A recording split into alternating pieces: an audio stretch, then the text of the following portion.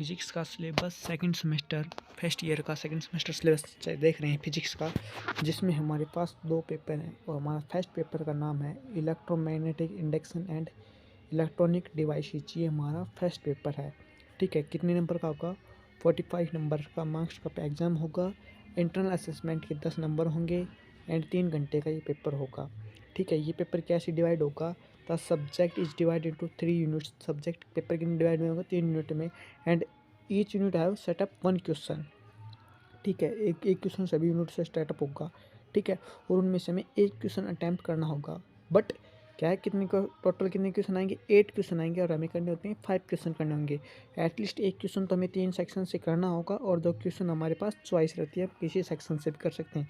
मतलब कि एक सेक्शन से हम तीनों क्वेश्चन कर सकते हैं और बाकी दो बचे सेक्शन से हम एक क्वेश्चन कर सकते हैं। ठीक है, जिसमें 20% प्रॉब्लम क्या आएगी? न्यूमेरिकल सेटअप होंगी। ठीक है, अच्छा, अब हमारे पास आती है फर्स्ट यूनिट आती है इलेक्ट्रोमैग्नेटिक इंडक्शन। ठीक है, इसमें पहला टॉपिक आता है growth and decay of current in a circuit with capacitance and resistance. ठीक है, दूसरा resistance of inductance and capacitance and inductance and capacitance resistance and inductance. इससे हमारा एक पार्ट 7 नंबर का इन 4 टॉपिक से कवर हो जाता है। पहले 1 2 3 4 डी तक में हमारा एक 7 नंबर का क्वेश्चन बन जाता है। ठीक है, उसके बाद आता है इम्पोर्टेंट टॉपिक है AC circuit analyse using complex variables and with capacitance. ठीक है, ये पता है। फिर अगला उसका इसके साथ पूछता क्या है? Capacitance and resistance.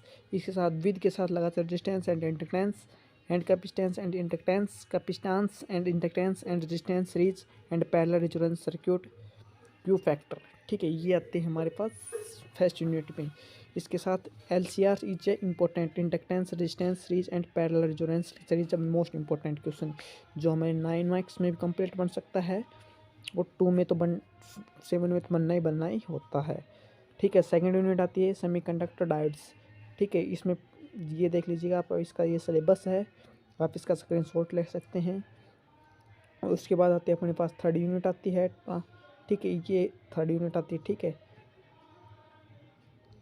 ठीक है, ये आपकी थर्ड यूनिट आती है। इसमें इंपॉर्टेंट नेट अगर आपको क्वेश्चन चाहिए तो आप मेरे को बता दें, मैं आपको बता दूंगा। ठीक है, अब उसके बाद हम चलते हैं नेक्स्ट यूनिट, नेक्स्ट पेपर पे उसका। ठीक है, सेकंड पेपर पे है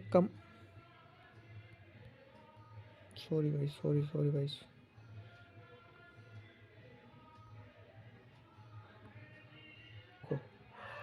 properties of matter, kinetic theory and relativity. ये हमारे पास एक नेक्स्ट पेपर होता है। ठीक है, सेकंड पेपर होता है 45 नंबर का होता है। 10 नंबर का असेसमेंट और 3 घंटे का होता है। वही प्रॉपर्टी है, प्रॉपर्टीज ऑफ मैटर, इलास्टिसिटी। ये यूनिट हमारी फर्स्ट है। इसमें इलास्टिसिटी की डेफिनेशन करनी होती है। Hooke's law, elastic constant and their relation, Poisson's ratio, torsion and cylindrical twisting couples, bending in beam in cantilever and.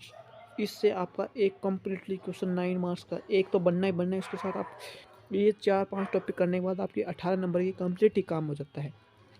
ठीक है, पूरे ही क्वेश्चन अटैम्प्ट हो जाते हैं, बड़ा इजी पोर्शन होता है। ठीक है, सेकंड आइट kinetic theory of gases, assumptions करनी होती हैं, ये तो आती हैं भाई। ठीक है, और थ्योरी ऑफ रिलेटिविटी सब मोस्ट इजी पेपर हैं।